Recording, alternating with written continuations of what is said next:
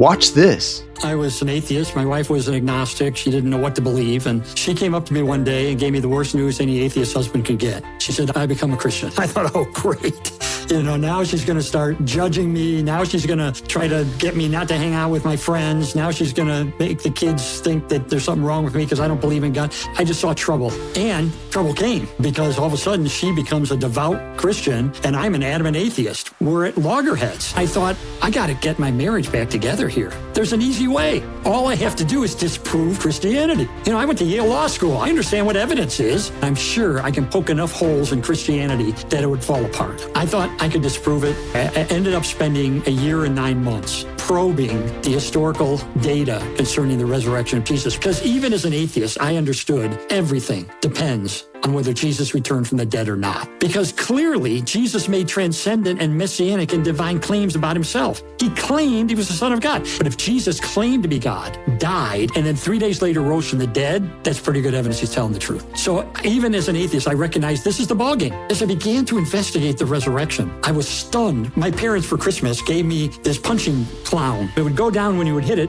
but then it would bounce back up. That's how I pictured this. I thought I had a knockdown punch. I thought I could disprove Christianity. So I'd hit it with an objection and it would bounce back. There's an answer to that. What about this? Bang, I'd hit it again and it would bounce back. There's an answer to that. So I was stunned because I did not expect there to be any historical validity to the fact that Jesus died on a cross and rose from the dead. But I can summarize it really quickly, what I found, using 4 words that begin with the letter E, execution. Jesus was dead after being crucified. I thought maybe he survived and the cool, damp air of the tomb resuscitated him. No, we have no record anywhere of anyone surviving a full Roman crucifixion, anywhere. The second E stands for early reports that he rose from the dead. In other words, reports that didn't come after decades of legendary development, but go right back to the cross itself. I used to think as a skeptic, the resurrection is a legend. I knew it took time for legend to develop in the ancient world. Well, what I learned is that we have a report of the resurrection of Jesus has been dated back by scholars to within months of his death. It's in the Bible,